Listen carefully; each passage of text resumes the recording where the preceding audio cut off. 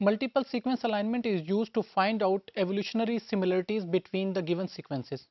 One of the application of multiple sequence alignment is phylogenetics. So what is basically phylogenetics?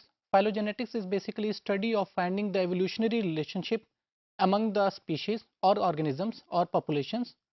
And how we can find out this evolutionary relationship? There can be two mechanisms. First one is based on their outer morphology. Outer morphology means number of legs, shape, height, etc. And the other one is inner molecule information. Molecular information is, again, what is molecular information?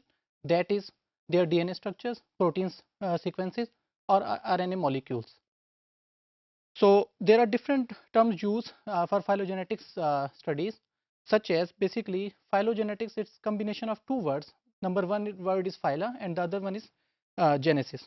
Phyla means tribe, clan, or race, and the genesis means birth, how it is evaluated, or what is source of that or origin of that organism. So other term is phylogenesis. Basically, phylogenesis is the process of that evaluation, through which steps that evaluation has occurred. Then we have phylogeny. Phylogeny is basically science of that processing information or science of that process. And finally, phylogenetics, it is based on analysis of sequences of molecular macromolecules, which are DNA, RNA, and protein structures.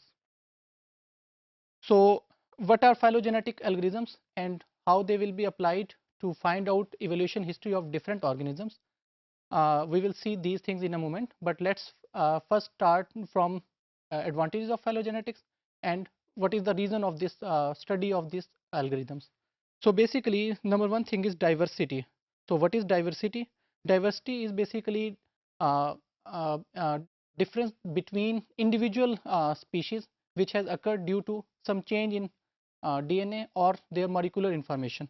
So what happened is basically individual species or our organisms, they are from the same blueprint, but what happened because of some changes, that blueprint has some clear or visible changes.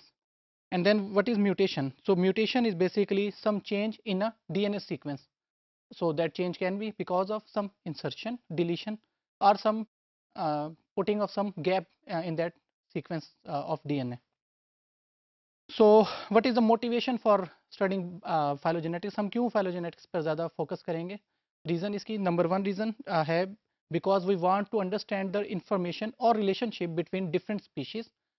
कहाँ से species start हुई थी, आपस में species का कैसे relationship है, और again इसका environment पे क्या effect होता है. Then we have to understand how various functions evolve, because again when we have some change in environment, then structure of the species change, and then their function will also change with respect to the occurring environment.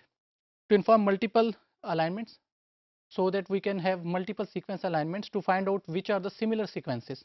Then we have its relationship with some other parts, such as in natural language processing we have a word used, stematics. Stematics means just words are from the same stem and then different words are produced, such as we have a word go, then we have going, and then we have got. So these are basically from the same stem like go, and then we have the word going. Similarly, NSF project ATUL, which is Tree of Life, which gives complete history of organisms from where they started and now what is the current scenario. Again, this is an ongoing project. It is not a complete list of life, but whatever is invented, they have started putting that in that Tree of Life. So again, motivation wise, if we have complete information about organism, then we can make new vaccination, which would be to cure those viruses and to make new medicines. And then to find out what is the most important information in given sequences.